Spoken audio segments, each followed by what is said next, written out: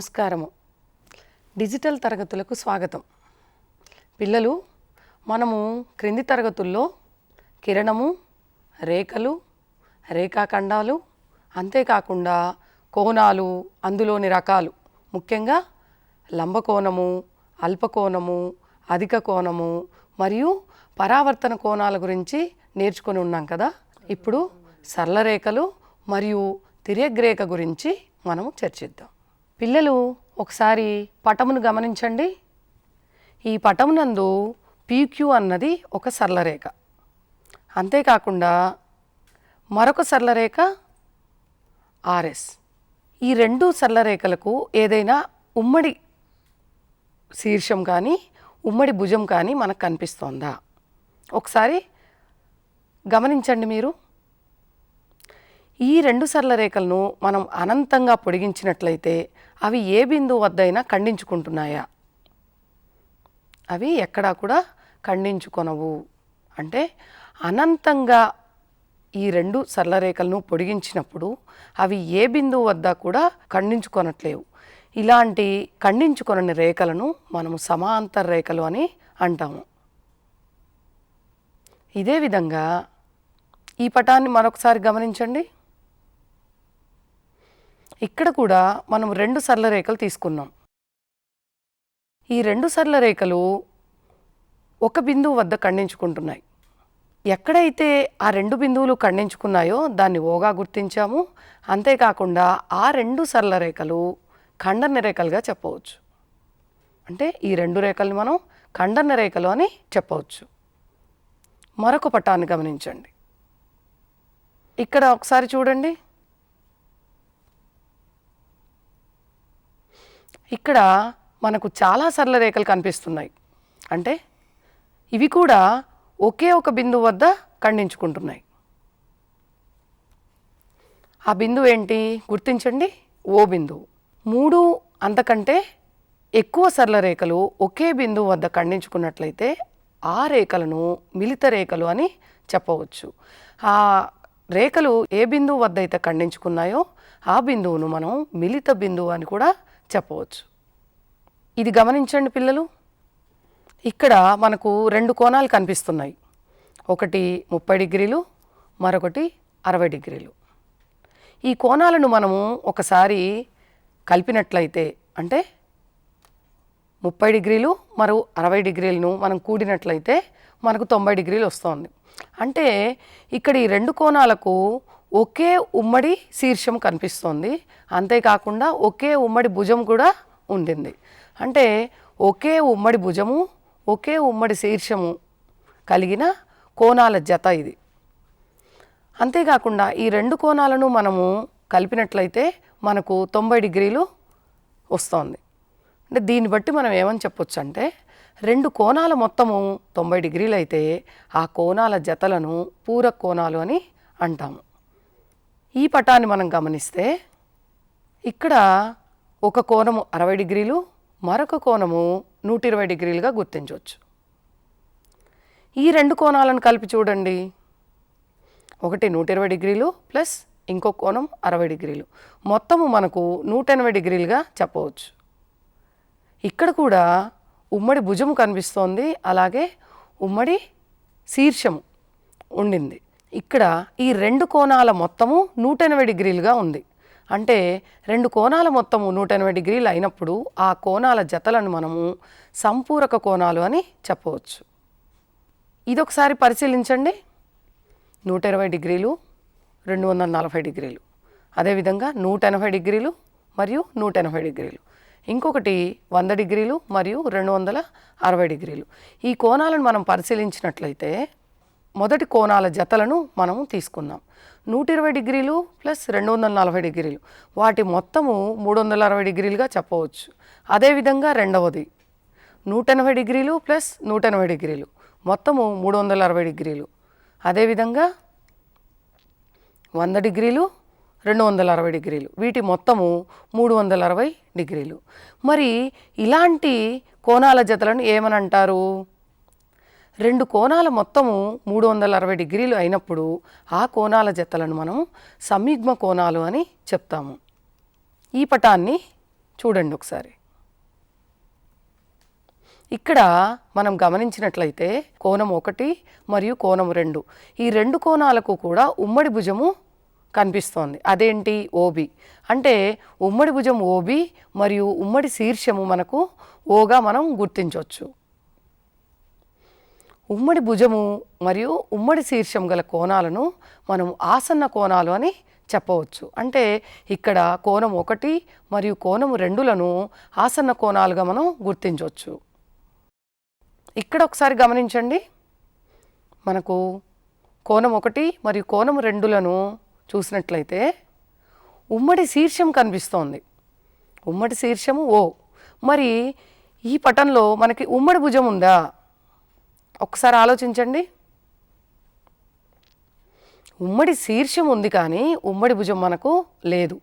మరి ఇలాంటి కోణాల జతలను ఏమంటారు అంటే కోణం 1 మరియు కోణం 2 ఆసన్న కోణాలు కావు. మరొక పటాన్ని పరిశీలిద్దాం. ఉమ్మడి శీర్షం ఓ మరియు ఉమ్మడి భుజం ఓబి. ఇక్కడ 1 మరియు 2 ఆసన్న కోణాలు. అయితే ఇక్కడ ఒక చిన్న విషయాన్ని మనం గుర్తిద్దాం. ఈ 1 మరియు 2 కోణాలు ఒక సరళ రేఖను ఆధారంగా ఉన్నాయి. ఈ సరళ రేఖ మీద కోణం ఎంత ఉంటుంది? సరళ కోణం అంటాం దాన్ని. సరళ రేఖ మీద కోణం సరళ కోణం అయినప్పుడు సరళ కోణము 180 డిగ్రీలుగా ఉంటుంది. అంటే మనం ఇప్పుడు కోణం 1 మరియు కోణం 2లను కూడినట్లయితే ఆ రెండిటి మొత్తము 1 + 2 అంటే కోణం 1 + కోణం 2 180 డిగ్రీలుగా ఉంటుంది. ఇలాంటి కోణాల జతలను ఏమంటారు అంటే 2 ఆసన్న కోణాల మొత్తము 180 డిగ్రీలు అయినప్పుడు దానిని మనం రేఖీయ ద్వయము అని అంటారు. ఈ పటాన్ని గమనించండి. ఇక్కడ కూడా కోణం 1 మరియు కోణం 2 ఆసన్న కోణాలు. ఇక్కడ ఏం జరుగుతోంది? కోణం 1 + కోణం 2లను కూడినట్లయితే మనకు 180 డిగ్రీలు సరళ కోణం వస్తుంది. అయితే 2 ఆసన్న కోణాల మొత్తము 180 డిగ్రీలు అయినా ఆ 2 కోణాలలో ఉమ్మడిగా లేని భుజాలు ఏంటో గమనించండి. ఉమ్మడిగా లేని భుజము అంటే ఓఏ కిరణము అలాగే ఓసి. అంటే ఏసీ అనే భుజము మనకి ఉమ్మడిగా లేని భుజం. ఇది ఒక సరళ రేఖను మనకు ఏర్పరుస్తోంది. అంటే ఇక్కడ ఏసీ అనేది మనకు ఒక సరళ రేఖ అని తెలుసు. అంటే దీని ప్రకారం ఏమని చెప్పొచ్చు అంటే 2 ఆసన్న కోణాల మొత్తం 180 డిగ్రీలు అయినప్పుడు ఆ 2 కోణాలలో ఉమ్మడిగా లేని భుజము ఏదైతే ఉందో అది మనకు సరళ కోణం అని గుర్తించవచ్చు. ఈ పటాన్ని గమనించండి. ఈ పటాన్ని గమనిస్తే మనకు ఎన్ని కోణాలు కనిపిస్తున్నాయి? కోణం 1, కోణం 2, కోణం 3, కోణం 4, అదేవిధంగా కోణం 5. అంటే ఇక్కడ మనము 5 కోణాలను గమనించవచ్చు. ఈ 5 కోణాల మొత్తము ఎంత అవుతోంది అంటే 360 డిగ్రీలకు సమానమవుతోంది. ఇక్కడ ఒక బిందువు కనిపిస్తోంది మనకు. ఈ బిందువు ఆధారంగా మనకు 5 కోణాలు ఏర్పడినాయి. కాబట్టి ఒక బిందువు వద్ద ఏర్పడే అన్ని కోణాల మొత్తము ఎప్పుడు కూడా 360 డిగ్రీలకు సమానమవుతుంది. అదేవిధంగా మరొక పటాన్ని గమనిద్దాం. ఈ పటంలో ఓ అనేది మనకి ఉమ్మడి శీర్షము. ఈ ఓ అనే ఉమ్మడి శీర్షాన్ని ఆధారం చేసుకొని మనకు 4 కోణాలు ఏర్పడుతున్నాయి కదా. అయితే ఈ 4 కోణాల్లో 1 మరియు 3 కోణాలను చూసినట్లయితే ఇవి ఒకదానికొకటి ఎదురెదురుగా ఉన్నాయి.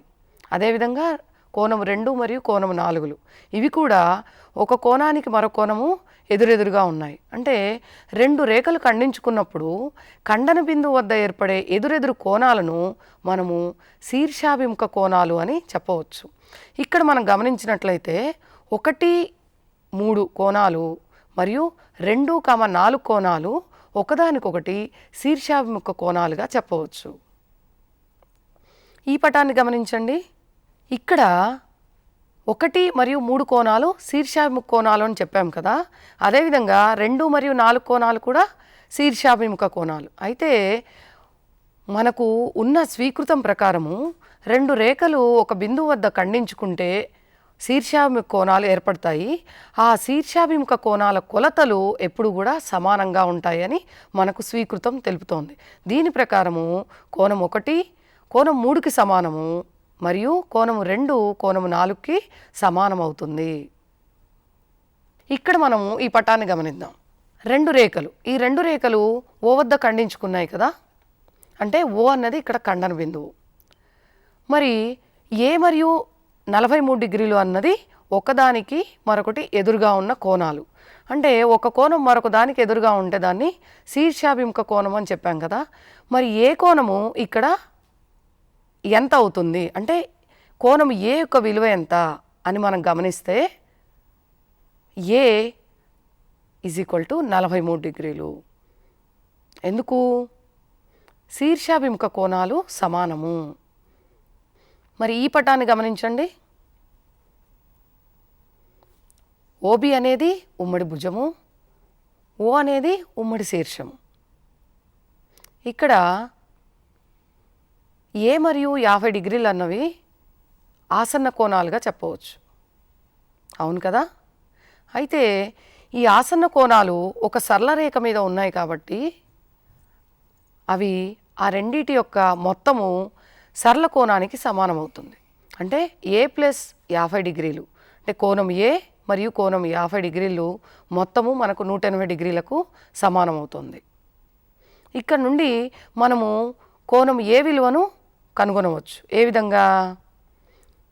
కోణం ఏ ఈజ్ ఈక్వల్ టు 180 డిగ్రీలు మైనస్ 50 డిగ్రీలు. అంటే కోణం ఏ విలువ మనకి ఎంత అవుతుంది? 130 డిగ్రీలుగా మనం చెప్పవచ్చు. గమనిస్తున్నారు కదా. ఈ పటాన్ని ఒకసారి గమనించండి.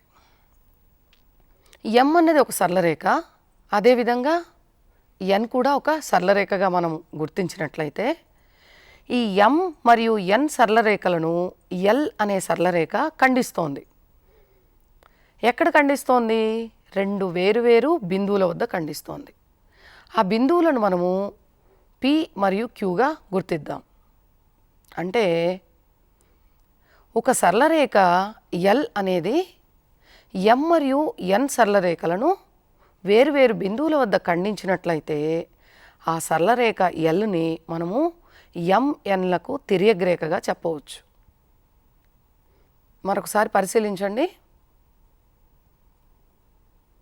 ఈ పటాన్ని చూడండి.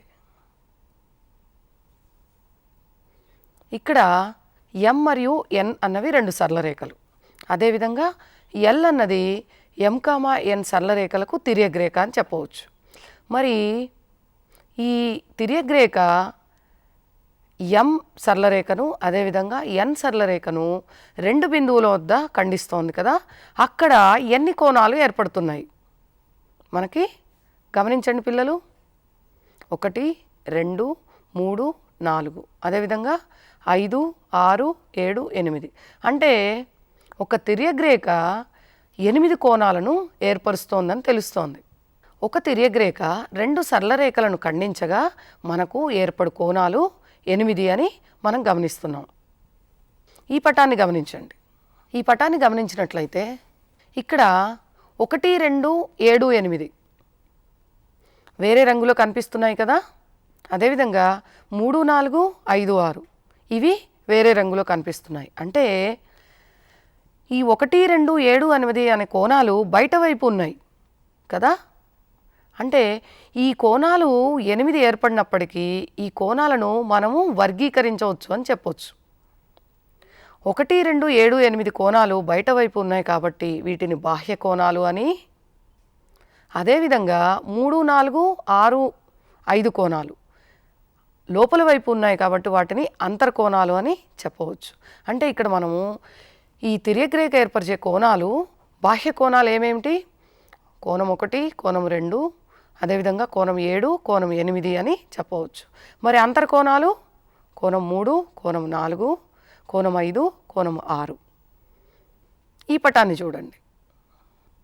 మనము కొన్ని పాయింట్స్ని ఒకసారి చెప్పుకోవాలి. అంటే తిర్యగ్రేఖకు ఒకే వైపున ఉండి ఆసన్న కోణాలు కానట్టి, అంటే ఆసన్న కోణాలు కానట్టి అంటే ఉమ్మడి శీర్షం లేనటువంటి ఒక అంతర ఒక బాహ్య కోణాల జతను సదృశ కోణము లేదా సదృశ కోణాలు అంటారు. మరి ఇక్కడ మనం వేటిని సదృశ కోణాలుగా చెప్పవచ్చు? తిర్యగ్రేఖకు ఒకవైపునే ఉండాలి, అంటే 1,5 కోణాలను మనం తీసుకున్నట్టయితే ఈ 1,5 కోణాలు తిర్యగ్రేఖకు ఒకే వైపున ఉన్నాయి. అదేవిధంగా ఒక కోణం బయట వైపు, మరొక కోణము లోపల వైపు. ఇంకొక పాయింట్ ఏంటి ఇక్కడ, ఆసన్న కోణాలు కానటువంటి. కాబట్టి మనము 1,5 కోణాలు, అదేవిధంగా 2,6 వీటిని సదృశ కోణాలు అని చెప్తాం. మరి 4,8 అవి కూడా సదృశ కోణాలే. 3,7 ఇవి కూడా సదృశ కోణాలే. అంటే ఇక్కడ మనము ఎన్ని కోణాల జతలను సదృశ కోణాలుగా చెప్పవచ్చు? 4 కోణాల జతలు సదృశ కోణాలు అని మనం చెప్పవచ్చు. చూడండి, 1, 5, 2, 6, 3, 7, 4, 8 ఈ కోణాలు మనకు సదృశ కోణాలు. ఈ పటాన్ని చూడండి. దీనిలో తిర్యగ్రేఖకు 2 వైపులా ఉండాలి, అంటే తిర్యగ్రేఖకు ఇరువైపులా ఉండాలి. అదేవిధంగా ఆసన్న కోణాలు కాకూడదు, కానీ అంతర కోణాల జతలై ఉండాలి. అంటే ఇక్కడ మనం గమనించినట్లయితే 4, 6 తిర్యగ్రేఖకు ఇరువైపులా ఉన్నాయి, ఒకే బిందువు ఆధారంగా లేవు, అంటే ఉమ్మడి శీర్షము లేదు అక్కడ. అంతేకాకుండా అంతర కోణాలై ఉండాలి. కాబట్టి ఇక్కడ మనం గమనిస్తే 4, 6 కోణాలు అంతర కోణాలు, తిర్యగ్రేఖకు ఇరువైపులా ఉన్నాయి, ఆసన్న కోణాలు కావు. కావున ఇలాంటి కోణాలను ఏకాంతర కోణాలు అంటారు. ఇక్కడ గమనించండి ఎన్ని జతలు ఉంటాయో. 4, 6, 3, 5 ఏక అంతర కోణాలు, అంటే అంతరంగా ఉండాలి. అంతేకాకుండా తిర్యగ్రేఖకు ఇరువైపులా ఉండాలి. ఉన్నాయి కదా. ఈ పటాన్ని గమనించండి. ఇక్కడ గమనిస్తే 1, 7 కోణాలు, అదేవిధంగా 2, 8 కోణాలు. ఇవి ఎలా ఉన్నాయి అంటే ఏ విధంగా ఉన్నాయి? తిర్యగ్రేఖకు ఇరువైపులా ఉన్నాయి, ఆసన్న కోణాలు కావు, కానీ బాహ్యంగా ఉన్నాయి. కాబట్టి తిర్యగ్రేఖకు ఇరువైపులా ఉండి ఆసన్న కోణాలు కానటువంటి బాహ్య కోణాల జతలను మనము ఏకబాహ్య కోణాలు అని చెప్పగలం. ఇక్కడ ఏకబాహ్య కోణాలు ఏమేమిటి? 1, 7 కోణాలు, అదేవిధంగా 2, 8 కోణాలు. అంటే ఇక్కడ మనకు 2 జతల కోణాలను మనం ఏకబాహ్య కోణాలుగా చెప్పవచ్చు. ఈ పటంలో తిర్యగ్రేఖకు ఒకే వైపున గల అంతరకోణాలు చూడండి. ఏమేమిటి? 4,5 మరియు 3,6 ఇవి అంతరకోణాలు. ఈ పటంలో చూస్తే బాహ్య కోణాలు ఏమేమిటి? తిర్యగ్రేఖకు ఒకే వైపున ఉండాలి, అంటే 1, 8 అదేవిధంగా 2, 7 ఇవి మనకు తిర్యగ్రేఖకు ఒకవైపున గల బాహ్య కోణాలు. ఇప్పటి వరకు మనము ఏమేమి భావనల గురించి వివరించామో ఒక్కసారి పరిశీలిద్దాం.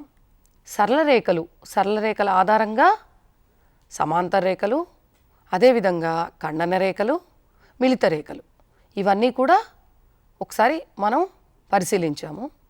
ఇకపోతే తిర్యగ్రేఖ అంటే ఆ భావన మనకు చాలా చాలా అవసరమైన భావన. అంటే ఈ తిర్యగ్రేఖ అన్నప్పుడు ఏం చేస్తాము అంటే 2 సరళ రేఖలను మరొక సరళ రేఖ 2 వేరువేరు బిందువుల వద్ద ఖండించినప్పుడు మనకు తిర్యగ్రేఖ అనేది ఏర్పడుతుంది. ఏదైతే ఆ 2 రేఖలను ఖండించిందో ఆ రేఖను మనం తిర్యగ్రేఖ అని చెప్తాము. ఈ తిర్యగ్రేఖ ఆ 2 రేఖలను 2 బిందువుల వద్ద ఖండించినప్పుడు కొన్ని కోణాలను ఏర్పరుస్తుంది. ఆ కోణాలు మనకు 8 కోణాలుగా చెప్పవచ్చు. ఈ కోణాలను మనము వర్గీకరించినట్లయితే సదృశ కోణాలు, ఏకాంతర కోణాలు, ఏకబాహ్య కోణాలు, అలాగే శీర్షాభిముఖ కోణాలుగా మనము వర్గీకరించాము. ఇకపోతే ఇప్పుడు సదృశ కోణాల స్వీకృతాన్ని ఒకసారి పరిశీలిద్దాం. ఒక చిత్త సమాంతర రేఖలను తిర్యగ్రేఖ ఖండించినట్లయితే ఏర్పడిన సదృశ కోణాల జత సమానంగా ఉంటుంది. ఇక్కడ మనం పరిశీలించినట్లయితే ఎల్ మరియు ఎన్ అనేవి 2 సరళ రేఖలు. అదేవిధంగా ఇక్కడ ఎన్ అనేది మనకు తిర్యగ్రేఖగా కనిపిస్తోంది. కదా. ఈ ఎన్ అనే తిర్యగ్రేఖ ఎల్ మరియు ఎం సరళ రేఖలను పి క్యూ అనే 2 వేరువేరు బిందువుల వద్ద ఖండిస్తోంది. ఈ స్వీకృతం ప్రకారము ఏర్పడిన సదృశ కోణాలు ఏవైతే ఉన్నాయో, అసలు సదృశ కోణాలంటే ఆల్రెడీ చెప్పుకున్నాం కదా. సదృశ కోణాలు అంటే ఏంటి ఒకసారి గుర్తు తెచ్చుకోండి. తిర్యగ్రేఖకు ఒకే వైపున ఉండాలి. అంటే 1 5, అలాగే 2 6, 3 7, 4 8 ఈ కోణాలన్నీ కూడా సదృశ కోణాలు. ఇవి సమానంగా ఉంటాయి. అంటే ఒక కోణము ఏదైతే ఉందో కోణం 1 కోణం 5కు సమానం, అదేవిధంగా కోణం 2 కోణం 6కు సమానము, కోణం 3 కోణం 7కు సమానము, అదేవిధంగా కోణం 4 8వ కోణానికి సమానము అని మనకి స్వీకృతం ద్వారా తెలుస్తోంది. ఏవైనా 2 సమాంతర రేఖలను తిర్యగ్రేఖ ఖండించగా ఏర్పడిన ఏకాంతర కోణాల జత సమానము. అంటే ఇక్కడ మనం మళ్ళొకసారి ఏకాంతర కోణము అంటే గుర్తు తెచ్చుకోవాల్సి ఉంటుంది. ఏక అంతర కోణము. ఈ పటాన్ని మనం గమనిస్తే ఇక్కడ కూడా ఎల్ఎం అనే 2 సరళ రేఖలను ఎన్ అనే తిర్యగ్రేఖ 2 వేరువేరు బిందువుల దగ్గర ఖండిస్తోంది. ఆ బిందువులు ఏంటి? ఒకటి పి బిందువు మరియు క్యూ బిందువు కదా. ఇక్కడ ఏక అంతర కోణాలు అంటే 4 మరియు 6, అలాగే 3 మరియు 5 ఏకాంతర కోణాల జతలు అంటే ఏమని చెప్పుకున్నాము? తిర్యగ్రేఖకు ఇరువైపులా ఉండి ఆసన్న కోణాలు కానటువంటి జత ఏదైతే ఉందో దాన్ని మనము ఏకాంతర కోణాల జత అని చెప్పవచ్చు. ఈ పటాన్ని మనం గమనిస్తే ఇక్కడ కోణం 4 కోణం 6 ఎలా ఉన్నాయి? తిర్యగ్రేఖకు ఇరువైపులా ఉన్నాయి. అలాగే కోణం 3 మరియు కోణం 5 ఇది కూడా తిర్యగ్రేఖకు ఇరువైపులా ఉంది. అంతేకాకుండా దానికి ఉమ్మడి శీర్షం లేదు కాబట్టి దాన్ని మనం ఆసన్న కోణాలు కావు అని చెప్పవచ్చు. కాబట్టి ఈ స్వీకృతం ప్రకారము ఈ ఏర్పడిన ఏకాంతర కోణాలు ఏవైతే ఉన్నాయో ఆ కోణాల జతలు సమానము. 2 సమాంతర రేఖలను తిర్యగ్రేఖ ఖండించగా ఏర్పడిన తిర్యగ్రేఖకు ఒకే వైపున ఉన్న ప్రతి అంతర కోణాల జత సంపూరకాలు. ఇక్కడ మనము ముఖ్యంగా సంపూరకాలు అంటే ఏంటో తెలుసుకోవాలి. మనము ఇది క్రింది తరగతుల్లో నేర్చుకున్నాము, పూరక కోణాలు సంపూరక కోణాలు అని. పూరకము అంటే ఏవైనా 2 కోణాల మొత్తము 90 డిగ్రీలుగా ఉన్న కోణాల జతను పూరక కోణాలు అని, అదేవిధంగా ఏవైనా 2 కోణాల మొత్తము 180 డిగ్రీలు ఉంటే దాన్ని సంపూరకము అని చెప్తాం. మరి ఇక్కడ ప్రతి అంతర కోణాల జత అంటే మనం ఇక్కడ మళ్ళీ అంతర కోణాలు ఏంటో ఒకసారి గుర్తించాలి. ఈ పటంలో ఒకసారి చూడండి ఏవేవి అంతర కోణాలు అవుతాయి? 4 5, అలాగే 3 6. అంటే మనకి ఇక్కడ కోణం 4 కోణం 5 వీటి యొక్క మొత్తము మనకు సంపూరకమై ఉండాలి. సంపూరకము అంటే 2 కోణాల మొత్తము 180 డిగ్రీలు, అదేవిధంగా 3 6 కోణాల మొత్తం కూడా 180 డిగ్రీలు. కాబట్టి అంతర కోణాల జత సంపూరకాలు. ఈ సదృశ కోణాల విపర్యయాన్ని మనం చూసినట్లయితే ఏవైనా 2 సరళ రేఖలను ఒక తిర్యగ్రేఖ ఖండించగా ఏర్పడిన ఒక జత సదృశ కోణాలు సమానము అయితే ఆ 2 సరళ రేఖలు సమాంతర రేఖలు. దీని పటం ద్వారా ఒకసారి మనం పరిశీలిద్దాం. 1 5 అనేవి సదృశ కోణాలు, అదేవిధంగా 2 6, 3 7, అదేవిధంగా 4 8 ఈ సదృశ కోణాలన్నీ కూడా సమానము. ఎప్పుడైతే ఈ సదృశ కోణాలు సమానం అవుతాయో ఎల్ ఎం రేఖలు సమాంతర రేఖలు. అంటే ముఖ్యంగా మనము మొదటగా ఎల్ఎం అనేవి 2 సరళ రేఖలుగా తీసుకొని ఈ విపర్య స్వీకృతాన్ని మనం ఆపాదిస్తాము. ఇక్కడ గమనించండి, ఇక్కడ మనం 3 సరళ రేఖలను తీసుకుంటున్నాం. ఎల్ ఎం మరియు ఎన్ అనేవి 3 సరళ రేఖలు. ఈ 3 సరళ రేఖల్ని టీ అనే ఒక తిర్యగ్రేఖ వేరువేరు బిందువుల దగ్గర ఖండిస్తోంది. అంటే 3 వేరువేరు బిందువుల దగ్గర ఈ 3 సరళ రేఖలను టీ అనే తిర్యగ్రేఖ ఖండించినప్పుడు మనం ఒకసారి గమనిద్దాం. మొదటగా ఎం అనే సరళ రేఖ ఎల్ సరళ రేఖకు సమాంతరము, తర్వాత ఎన్ సరళ రేఖ ఎల్ సరళ రేఖకు సమాంతరము. అయితే ఏమని చెప్పవచ్చు అంటే ఎం ఎన్ సరళ రేఖలు సమాంతరాలు అని ఈ పటం ద్వారా మనం చెప్పవచ్చు.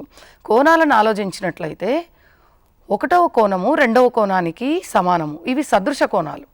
అదేవిధంగా 1వ కోణము 3వ కోణానికి సమానము. ఎప్పుడైతే ఈ విధంగా జరిగిందో మనకు 2, 3 కోణాలు సమానమవుతాయి. దీన్ని బట్టి మనము ఒక సరళ రేఖకు సమాంతరంగా ఉండే సరళ రేఖలు పరస్పర సమాంతర రేఖలు అని చెప్పవచ్చు. ఈ పటాన్ని ఒకసారి గమనించండి పిల్లలు. ఇది ఒక త్రిభుజము, ఏబీసీ త్రిభుజము.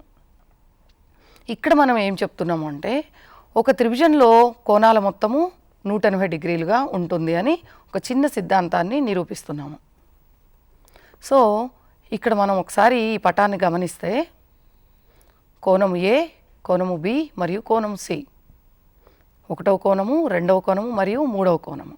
ఇప్పుడు నేను బీసీ భుజానికి సమాంతరంగా ఏ వద్ద మరొక రేఖను గీస్తున్నాను, అంటే సమాంతర రేఖను. అదేంటి? ఎల్ రేఖ. చూడండి. సో బీసీ భుజానికి సమాంతరంగా ఎల్ అనే మరొక రేఖను నేను గీచాను. ఇప్పుడు ఏం జరుగుతుంది గమనించండి. 1వ కోణము, అదేవిధంగా 2వ కోణము. చూడండి. దీన్ని గమనించినట్లయితే సరళ రేఖ మీద మనము 3 కోణాలను గుర్తించవచ్చు. ఏమేమి కోణాలు? కోణం 4, కోణం 3 మరియు కోణం 5. సరళ రేఖ మీద కోణము అంటే సరళ కోణము. సరళ కోణము ఎంత ఉంటుంది? సరళ కోణం ఎప్పుడు కూడా 180 డిగ్రీలుగా ఉంటుంది. కాబట్టి ఇప్పుడు మనము ఈ 3 కోణాల మొత్తము 180 డిగ్రీలు. ఏ కోణాలు? కోణము 3, కోణము 4, కోణం 5. ఈ మొత్తాన్ని మనం గమనించినట్లయితే అది 180 డిగ్రీలుగా ఉంటుంది. ఈ 4 మరియు 5 కోణాలు ఎక్కడి నుండి తీసుకురాబడ్డాయి? కోణం 1 మరియు కోణం 2 నుండి మనం తీసుకొచ్చాము. కాబట్టి 4, 3, 5 కోణాల మొత్తము 180 డిగ్రీలు. అది మనకు తెలిసిన విషయం. దాని నుండి మనము 1, 2, 3 కోణాల మొత్తము 180 డిగ్రీలుగా చెప్పవచ్చు. దీన్ని బట్టి మనం ఏమని చెప్పవచ్చు? త్రిభుజంలోని 3 కోణాల మొత్తము 180 డిగ్రీలని మనము చెప్పవచ్చు. ఈ త్రిభుజాన్ని గమనించండి. త్రిభుజము ఏబీసీ. ఈ త్రిభుజంలో కోణం 1, కోణం 2 మరియు కోణం 3. మరి ఇక్కడ ఏం చేస్తున్నాము? మనం ఒక భుజాన్ని పొడిగిస్తున్నాం. పొడిగించినప్పుడు ఏం జరుగుతోంది గమనించండి. కోణం 2 మరియు కోణం 1ని మనము బాహ్య కోణంగా చెప్పవచ్చు కదా. ఈ కోణం రెండింటిని మనము బయటికి తీసుకెళ్ళాం. చూడండి, అవి ఏమవుతాయి? కోణం 4 మరియు కోణం 5. అంటే ఈ త్రిభుజంలోని ఒక భుజాన్ని మనం పొడిగించినప్పుడు ఏర్పడిన బాహ్య కోణము ఏదైతే ఉందో ఆ కోణము త్రిభుజంలోని అంతరాభిముఖ కోణాల మొత్తానికి సమానమవుతుంది. ఈ పటంలో మనకి 4 మరియు 5 కోణాల మొత్తము ఏదైతే ఉందో అది కోణము 1 మరియు 2 కోణాల మొత్తానికి సమానమవుతుంది. అంటే ఒక త్రిభుజ భుజాన్ని పొడిగించగా ఏర్పడిన బాహ్య కోణము ఇక్కడ మనకు కోణం 4 మరియు కోణం 5. ఇది ఆ త్రిభుజ అంతరాభిముఖ కోణాల మొత్తానికి సమానం. అంటే 1 మరియు 2 కోణాల మొత్తానికి సమానంగా మనం చెప్పవచ్చు. పిల్లలు, మనము ఇప్పటి వరకు నేర్చుకున్న భావనల ఆధారంగా కొన్ని సమస్యలను సాధిద్దాము. క్రింది వాటిలో x విలువను కనుక్కోండి. అంతేకాకుండా కారణాలను కూడా తెలపండి. ఒకసారి పటాన్ని గమనించండి. ఆ 2 కోణాలు ఏమై ఉంటాయో గమనించండి. దాని నుండి మనం x విలువను సాధించాలి. అదేవిధంగా 2వ సమస్య.